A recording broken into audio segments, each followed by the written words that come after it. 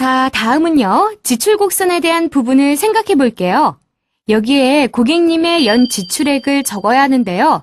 고객님은 대략 한 달에 어느 정도 지출을 하고 계신가요? 네, 한 달에 약 300 정도 지출하신다고 하셨으니까 한 달에 300만 원씩 1년이면 3,600만 원 정도 되겠네요. 자, 그러면 이 지출은 시간이 가면 갈수록 어떻게 될까요? 네, 당연히 이렇게 올라가겠죠. 그러면 왜 이렇게 올라가게 될까요? 네, 여러 가지 이유가 있는데요. 크게 두 가지를 생각할 수 있을 것 같아요. 첫 번째 이유는요. 수입이 증가하기 때문에 수입 증가분에 따라서 세금도 많아질 거고요. 생활 수준이 높아지면서 그 수준에 상응하는 지출이 또 있거든요. 그런 점을 들 수 있고요.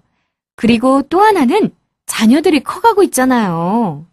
네, 그래서 이 자녀들 앞으로 들어가는 비용이 점차 증가할 거라는 거죠. 그런 점을 고려해서 보시면요. 쭉 가다가 첫째 하나가 20세가 되는 시점. 바로 이 시점이 되면 고객님이 우려하시는 상황이 벌어지게 되는데요.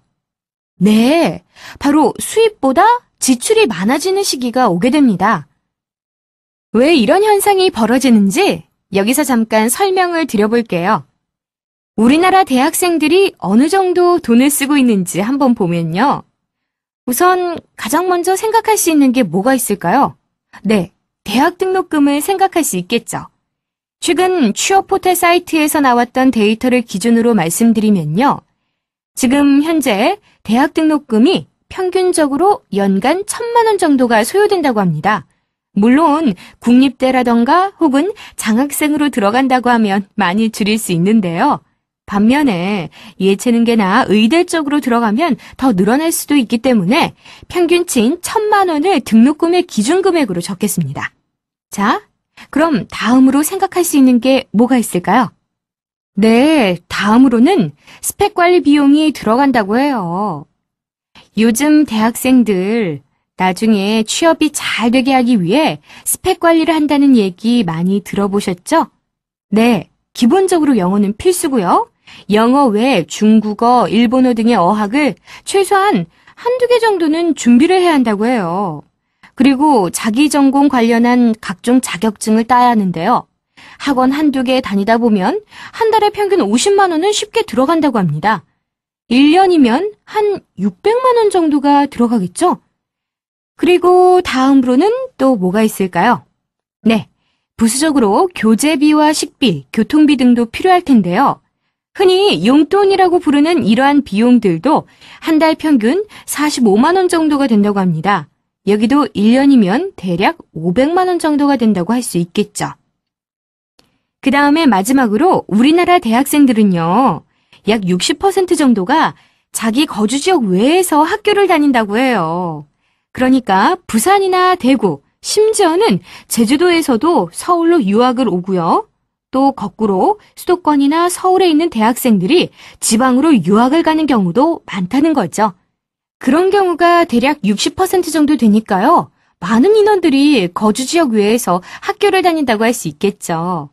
그렇게 되면 이 학생들이 자취를 한다거나 하숙을 한다거나 아니면 기숙사에 들어간다거나 이런 비용들이 발생하게 되는데요. 이 비용이 평균적으로 월 50만 원 정도 들어간다고 합니다. 그러니까 연간 600만 원 정도가 또 들어간다는 거죠. 자, 그러면 총 얼마 정도 될까요? 네, 대략적으로 계산해 봐도 연간 2,700만 원 정도가 들어간다고 볼 수 있는데요. 앞서 말씀드렸지만 이 수치는 뭔가 특별한 애들이 아니라 현실적으로 대부분의 아이들한테 적용되는 금액이라는 거죠. 여기에 해외 유학까지 생각을 하면 상상 이상이 된다라고 굳게 마음을 먹어야 하실 거고요. 그럼 그렇게 돈이 많이 들어가는 시점, 그런 시점에 고객님의 상황은 어떻게 될까요? 이렇게 하나가 대학을 들어가는 이 시점에 고객님은 50세가 되시는데요. 이때 소득은 얼마 정도가 되실까요? 네, 퇴직, 실직 이런 리스크 다 빼고요. 희망적으로 넉넉 잡고 대략 1년에 3%씩 연봉이 오른다고 가정하면요. 1년에 150만 원씩 10년이면 1,500만 원 정도가 증가할 겁니다. 그러니까 수입이 약 6,500만 원 정도라고 예상할 수 있겠죠. 그럼 이해 지출은요? 우리나라 사람들은 통상 수입의 약 70%를 생활비로 지출한다니까 6,500에 70%, 약 4,500만 원 정도가 생활비로 빠져나가게 되는데요. 문제는 여기에 앞서 말씀드린 첫째 대학 자금으로 2,700만 원이 더 빠져나가니까 총 7,200만 원이 지출액이 되는 거죠. 여기서만도 수입이 6,500만 원이라는 점을 생각해 보면 가정 경제에 심각한 적자가 난다는 걸 알 수 있고요. 덕이 둘째를 뺀 것만도 이러니 둘째까지 넣는다면 정말 힘들어지는 상황이 된다는 거죠. 여기에 최악의 상황은 2년 후 둘째가 대학에 들어가게 된다는 거? 그럴 경우 지출 곡선이 이렇게 더 급격히 증가하게 될 겁니다. 정말 부모 입장에서는 그야말로 암흑 시기를 보내게 되는 거죠. 그러다가요, 애들이 대학만 나오면 이 지출은 숨통이 트일 것 같은데요. 그랬으면 좋겠지만 이 곡선은 좀처럼 내려오지 않는 특징이 있습니다. 바로 우리 부모들의 의무. 앞서의 자녀 교육에 이은 또 하나의 짐, 자녀의 결혼이 자리 잡고 있기 때문이죠. 일단 결혼을 하게 되면 남자하고 여자하고 들어가는 비용이 좀 다른데요. 결혼자금 통계에 의하면 남자는 평균적으로 32세 정도에 결혼을 하고 그때 들어가는 비용이 대략 1억 2천만 원 정도라고 합니다.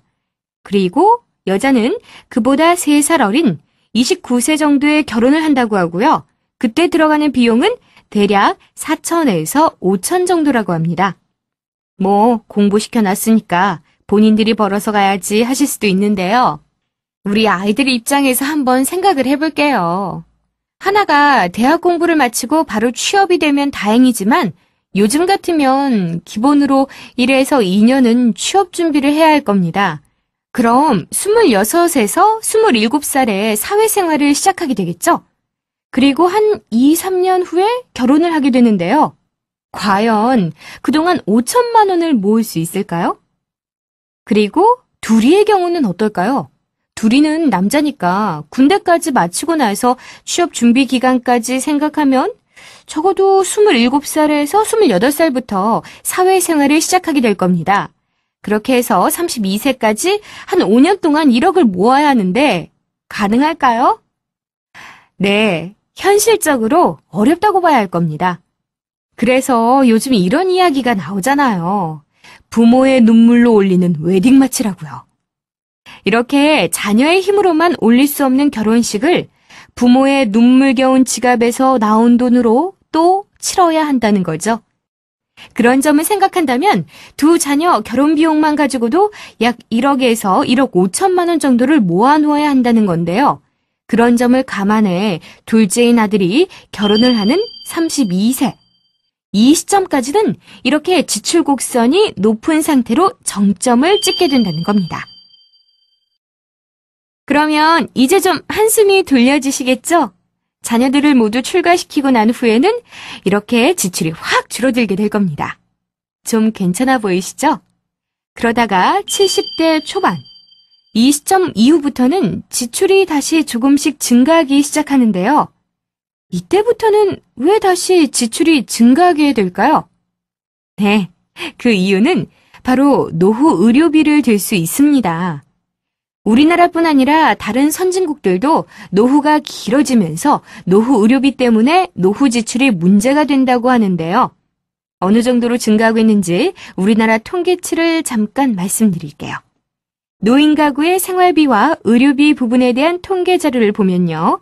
한 10여 년 전, 그러니까 2000년에만 하더라도 생활비 부분이 약 60%, 의료비가 약 40%를 차지했다고 합니다. 그런데 2년 전인 2010년도를 기준으로 보면요. 생활비가 45% 정도로 줄어들고요. 의료비 부분이 55%로 늘어났다고 해요. 그리고 앞으로 10년이 지난 2020년에도 이 비율이 완전히 역전돼 생활비가 40%, 의료비가 60% 수준이 될 거라고 합니다. 이런 흐름이라면 고객님과 제가 노후 생활을 하게 되는 시기에는 의료비 부분이 더욱 증가할 수밖에 없을 텐데요. 더욱이 건강보험 재정도 계속 나빠지고 있는 상황이어서 국가의 부담이 커지게 되고 그러다 보면 결국은 이런 문제가 온전히 개인 부담으로 옮겨가게 된다는 거죠.